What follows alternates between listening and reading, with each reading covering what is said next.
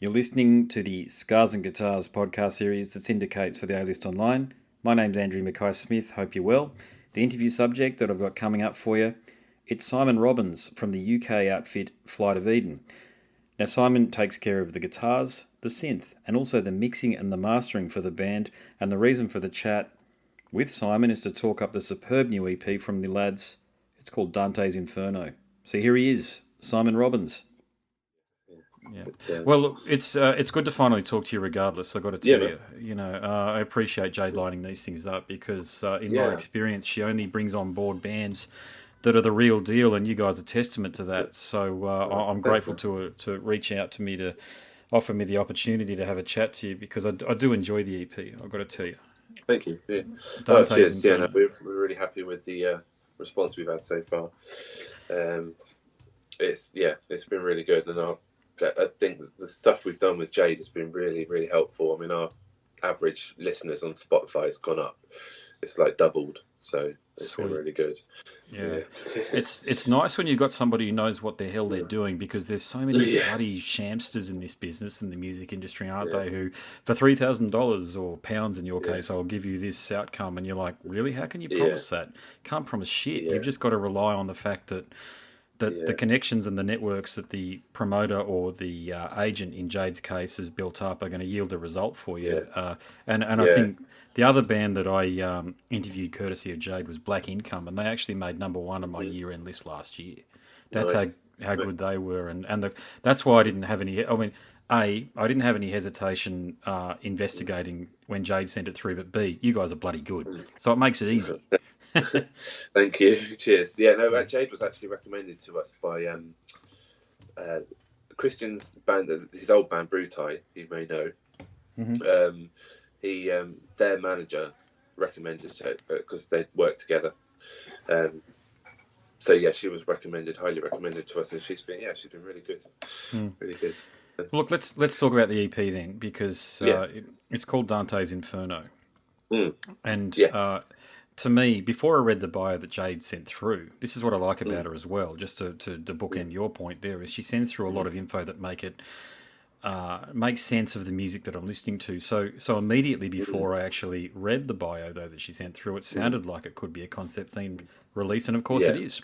It talks about the Italian poet Dante, who I'm sure many people who are into heavy metal or the broader left-hand path will be familiar with.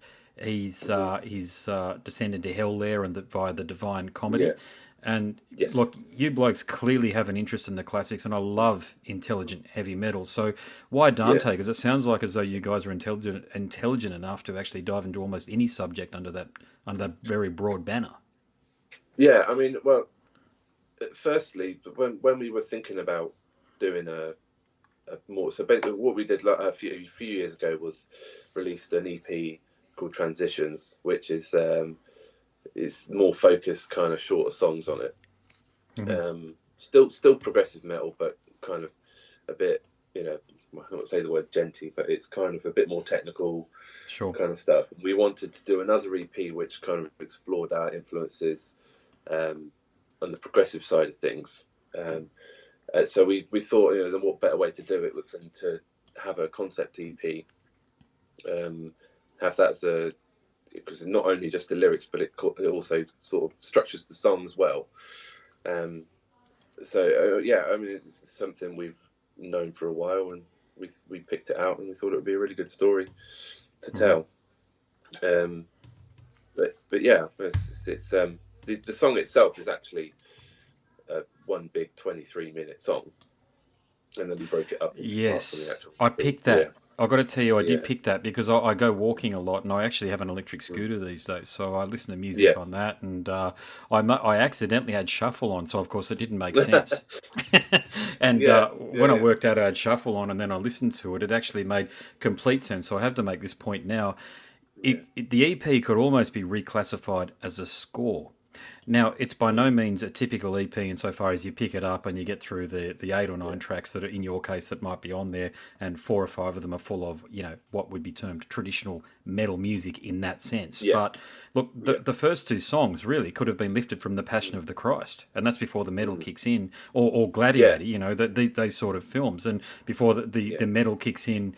That is very much in the vein of the proggier stuff, as far as I could hear anyway, of Dream Theater stuff. So, big points for that, doing that, because you're playing very technical music there. But look, I understand that you guys do everything yourself, and you specifically have a big hand in this due to the mixing and the mastering side of things. So I'll get to that point a bit later. But what's the inspiration behind the symphonic aspect of your music? Because you do have that down pat. Well, I think the most important thing we wanted to do with the EP was to make sure the music had the right vibe to it and kind of told the epicness of the story, and made sure that everything from the mix, like you said, to the songs, the way they're written, we wanted them to have a specific kind of sound to them, and we were already really into our film scores anyway. I mean, I'm a huge fan of stuff like Hans Zimmer, John Williams, all that kind of stuff. Even video game music has an influence as well. Sure. Stuff like Mass Effect, Final Fantasy stuff, all that. It's all in there, really. I mean, it's quite a big melting pot of influences, this EP. But yeah, no, we just wanted to make sure that it came across in the right way, and it had the right kind of atmosphere, and that kind of sound, I think, was the best way to do that. Look, I've got to tell you, when I get a bit afraid, to be honest, whenever I get a promo that has the first 2 tracks, which is effectively ambient music or symphonic music, before the metal kicks in, because usually it's just done for show. It's not the case with you guys. Believe me, I heard that. I'm not just saying that to blow some smoke up your ass now, but I definitely heard how much intent that there was behind it. So how do you work in that balance, though? Because, as I say, the first 2 tracks are symphonic, and then you hit the metal. So how do you work out exactly what you're trying to achieve? I mean, with this band, the whole kind of, I can't think of the right phrase, but the whole kind of thing that we have, kind of, I think they call it a modus operandi, sure. is to have progressive metal, but not have it too showy. And we have our moments, and we do show off a bit, but yeah, the whole thing that we do is to have progressive metal that's accessible. Even trying to get that come across in a 23-minute prog epic can be tricky. So I mean, we spent a lot of time writing the music to make sure that was that came across. But yeah. Well, look, the other thing too, and this is where I'll talk about some of the technical side of it too, because as many people who listen to our podcast know, I'm a musician.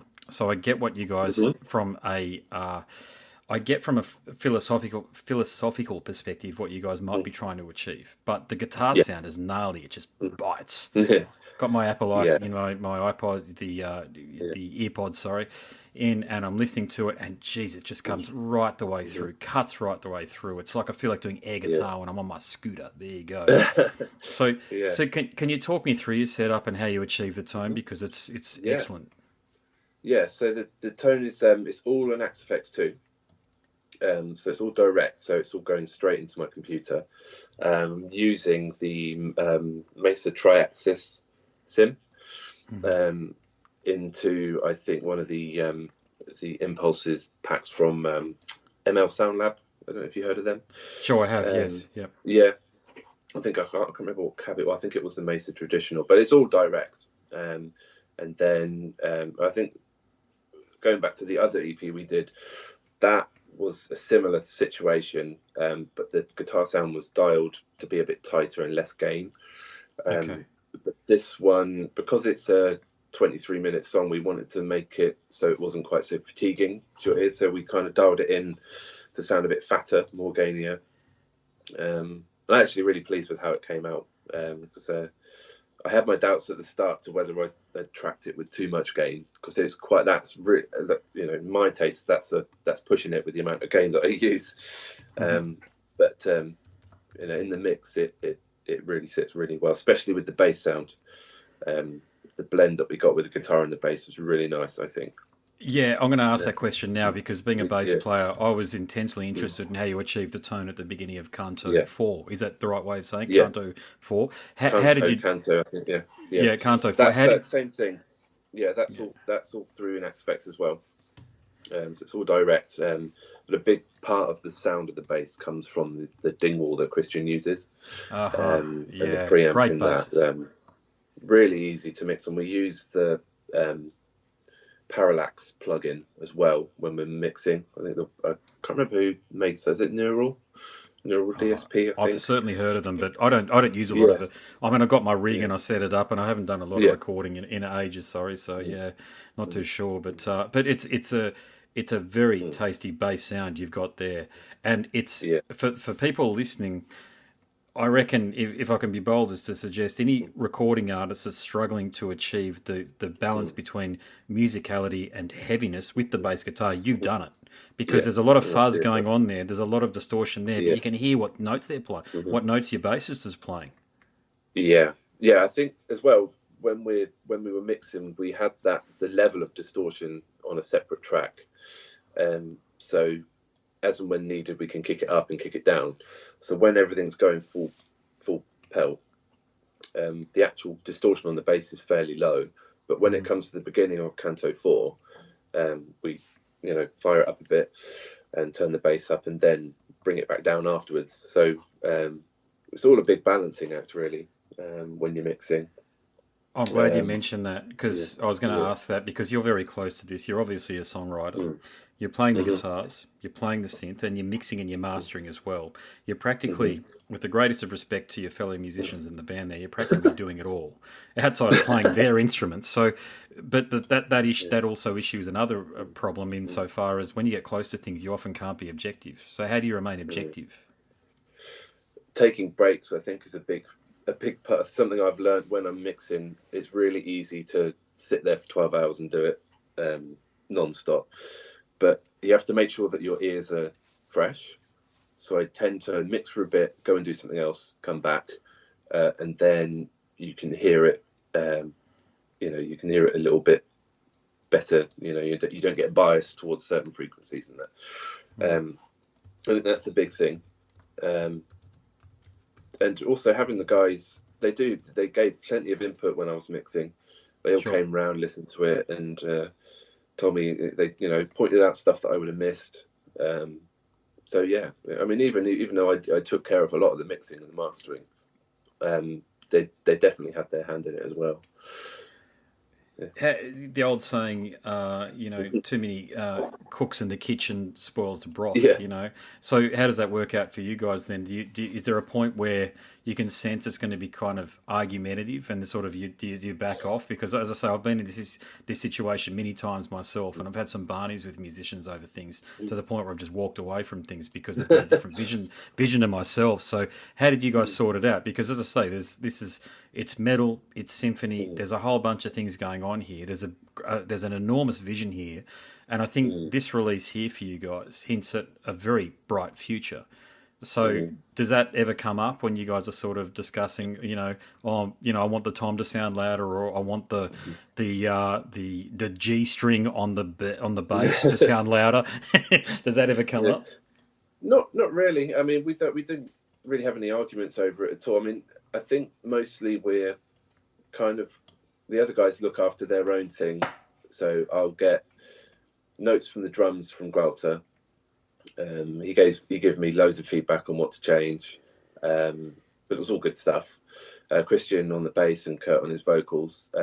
So we didn't have anyone, coming in and saying, Kurt saying, for example, "Oh, can you turn the bass up or the bass down?" That's what I'm getting at. Like so it's and we're all kind of focused on our own thing, and then it's kind of up to me to bring it all together. But no, I mean, we generally have a really good atmosphere in the band. We don't have that fights or anything like that, really. So having the right characters, and I think we do.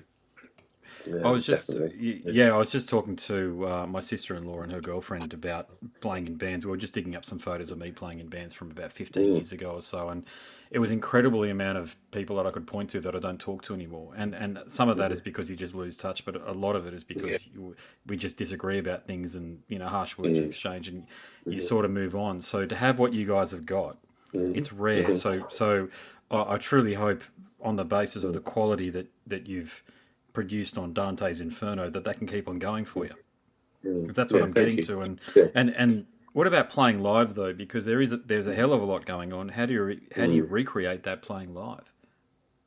Well, the system that we use playing live is we have a lot of the synths on the backing track, so it's all set up to a click. So we put a lot of preparation in beforehand before we go out, and a lot of rehearsal to make sure we're tight as hell to that, and we've got everything sorted out. So we're not really the kind of band that can turn up to a gig and say, okay, we're playing these songs today. We'll have the set list sorted out months beforehand, and practiced, and have the right order set already. So I mean, in some cases that takes a bit of flexibility out. Well, it takes all the flexibility out and a bit of the kind of spontaneity out of it, but that way, especially when you've got this kind of music you can focus on, having everything nailed down to a T, and then you just go out and play the show. I think a lot of bands are doing that now, that kind of system, I think. But, yeah, it's popular. I think it depends on you guys have got it down pat in the studio, and the reason you've got it down pat in the studio is because it sounds like you're making a lot of the decisions. Again, to the greatest of respect to the other musicians, but I've always said bands need to be benevolent dictatorships. If they're not, things fall apart fairly quickly, because you simply can't. They can't be democracies. They don't work. I've never been in a band that's been a democracy. I haven't been. Sorry, reframe it in proper English. I haven't yet to be in a band that is a democracy that works. Yeah. They always work when somebody's up the top, being it usually a singer guitarist, telling everybody, okay, we want it to sound like this. But you seem to have figured that out. And from the live perspective, I think, can you talk to me through actually how you get prepared for the live gigs? Is there a lot of rehearsal involved, or how do you actually bring what you're doing here? Because it's extremely ambitious to people, and for them to go, because this is what heavy metal's all about, ultimately, live performance. And then people go and sort of follow you thereafter. Of course, you've got someone great like Jade in the background, but you've really, and I'm sure you guys do. I've seen some of your YouTube clips, so I know you do. Actually, I'll say that now. There's a lot of trust, I think, with us that we practice on our own time as well. I think that's a lot to make sure our chops are good enough, and that you have the stamina to actually pull off the show, because it's very intense. Even like a half an hour show, we'll structure the set list such that it's basically 100 miles an hour from start to finish. So we're knackered at the end of it. So you have to make sure that you've got your chops down enough that you can do that. But we do have a lot of rehearsal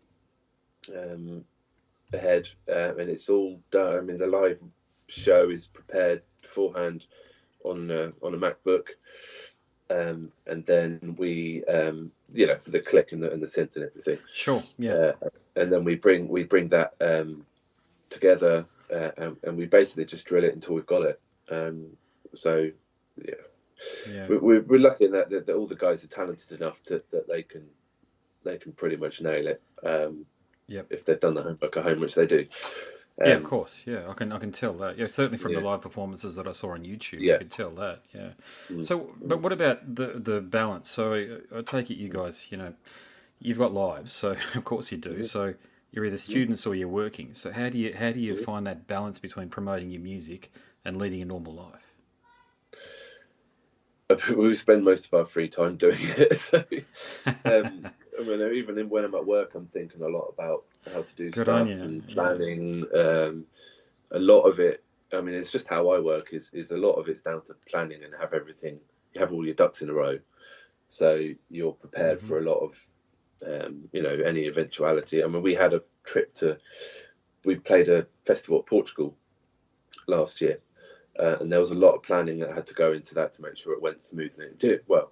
A lot of stuff happened that was out of our control, like flights and stuff like that. And there's only so much planning you can do. But even when we're not doing stuff, we're thinking about doing stuff, if that makes sense. And I think that helps. Yeah.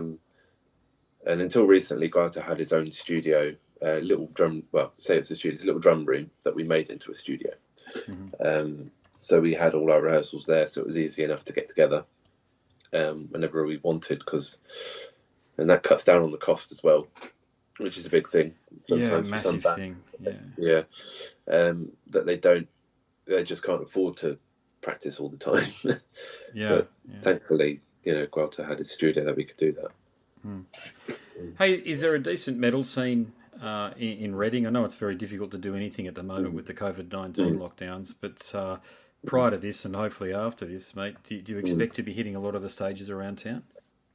They isn't, to be honest, that much in terms of venues in Reading. It's more a little bit further afield, London, Southampton, Basingstoke is near, that's got a couple of venues. Mm-hmm. So there is a couple of venues in Reading. It's just not, there isn't a massive amount. The scene was bigger than it is now, let's put it that way. Brighton is another team. So as long as you're prepared to travel a bit, it's... you can get your music heard. Yeah, I get you. Yeah.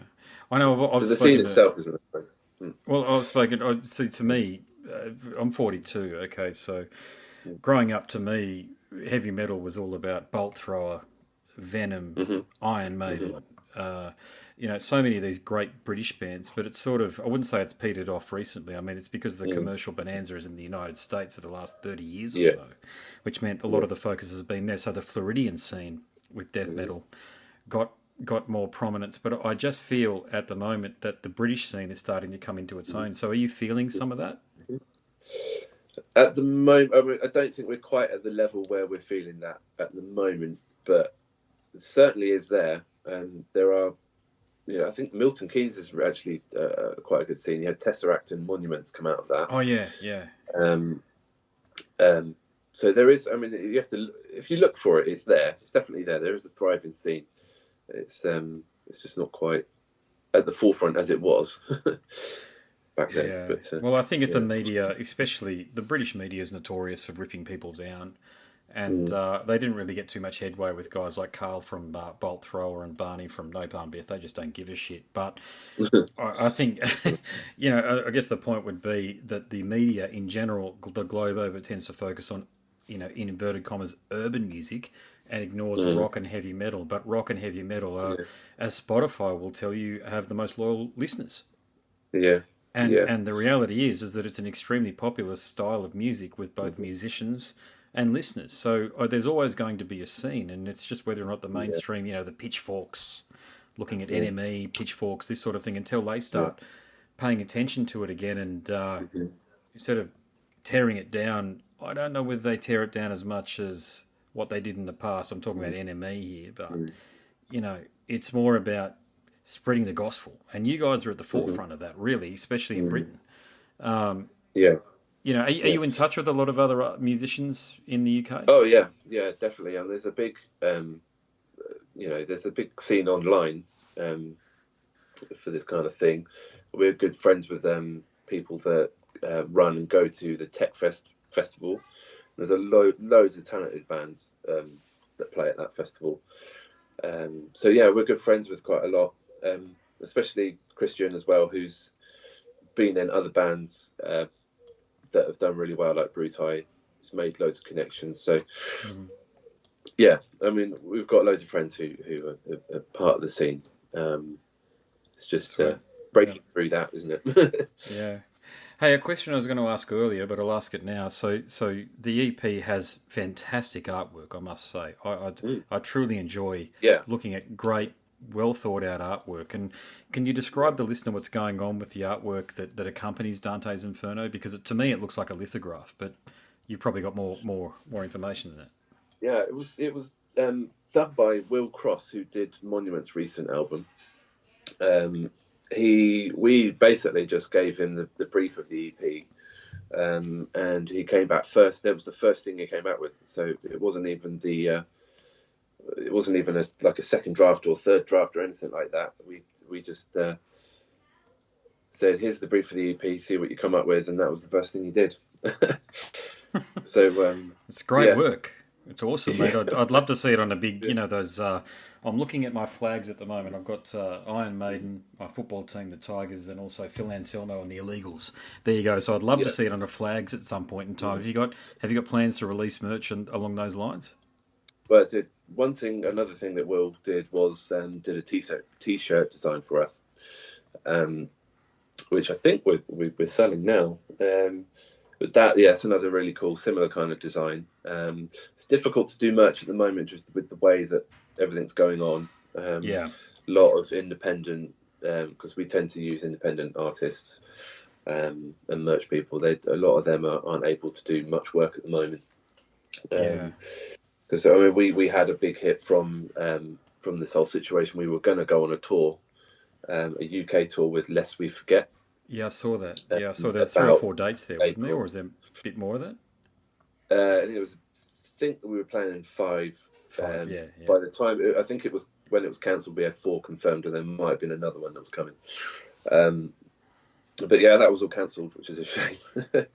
But we're hoping maybe, it depends, we don't know when we're going to be able to gig again. It might not be all year. But we were thinking about maybe October, but we're not sure.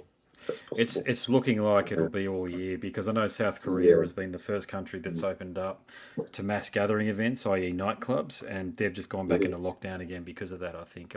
Hey, look, I only get what comes through on Twitter, so who knows? But I mean, you read what you read and you hope it's true, but who bloody knows these days?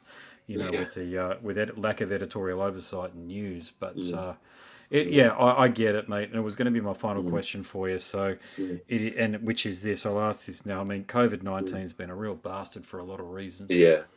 But for musicians, it's in particularly been, like Bandcamp have gone and made all of their royalties available to musicians. Musicians are suffering on a financial basis because of this. So, it took us all by surprise. But did you have any special plans to promote this release? Because God, I say this a lot, but I'd truly hate to see this EP fall through the cracks and not reach the ears of impressionable listeners at this time. Yeah, we're working on some stuff that we can do online, like some playthrough videos. Recording one at the moment for a couple of the parts. Gralter's already done one, drum playthrough of a couple of the parts as well. We were going to choose a single from the EP, but it's kind of difficult. We kind of we settled on doing combining a canto 1 and 2, as sort of a single in inverted commas. So Gralter's done that for drum playthrough. I'm probably going to take 3 and 4 for a guitar playthrough. Nice. So we're working on some stuff, but mostly the plans we did have were to be gigging as much as we can. We had the tour and then a couple of other gigs as well, but they've all been cancelled. So it's just not a lot you can do about it, really. But we're thinking of some stuff we can do in the meantime online.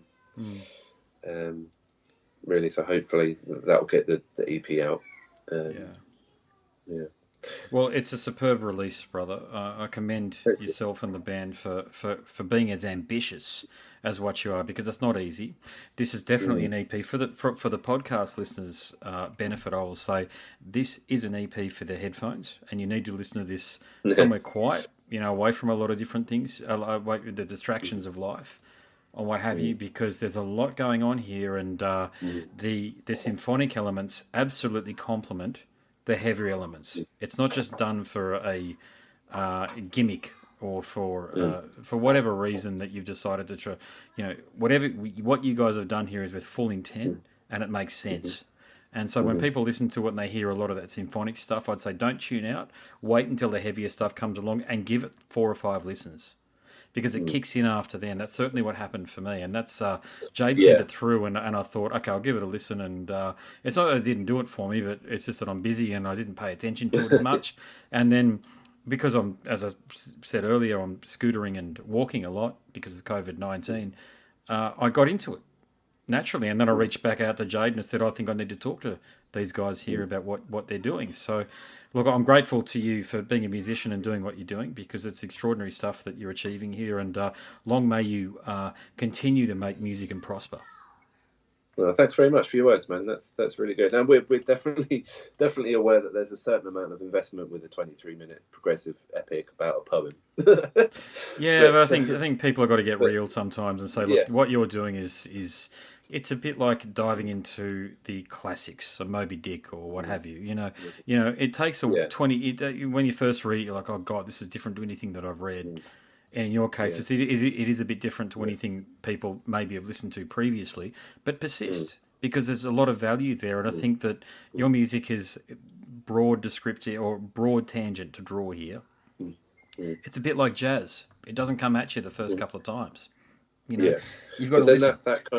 That kind of stuff lasts longer, doesn't it? That's what we're really kind of going for, is having something that has some replay value. And we've always been a fan of like the long form kind of stuff, where, back in the 70s when albums were albums, you had to listen to them from start to finish to get the whole picture. That's kind of what we're going for. I know we're going to be working on our first full album soon, I think, as well, maybe towards the end of this year, where we take the more techie side of the first EP we did and the big progressive side of this EP, kind of put them together and see what happens. But have an album that you can listen to from start to finish, takes you on a journey, really. That's what we wanted to do. That sounds unreal.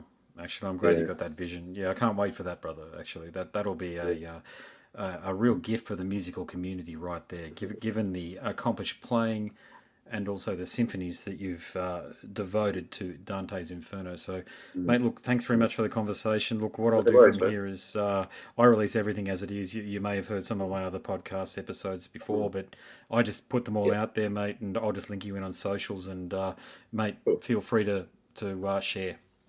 Oh, no, definitely we will. Yeah, we'll share it. Put it on our socials and everything. But thanks, really good interview, man. Thank you. Yeah, thank you, brother. Look, anytime you want to have a chat, you've got a new release or an important tour coming up, please either yourself or just Jay, just reach out. No dramas. Yeah, we'll do, man. Thanks very much, man. Thanks very much, mate. Okay, all the best with everything.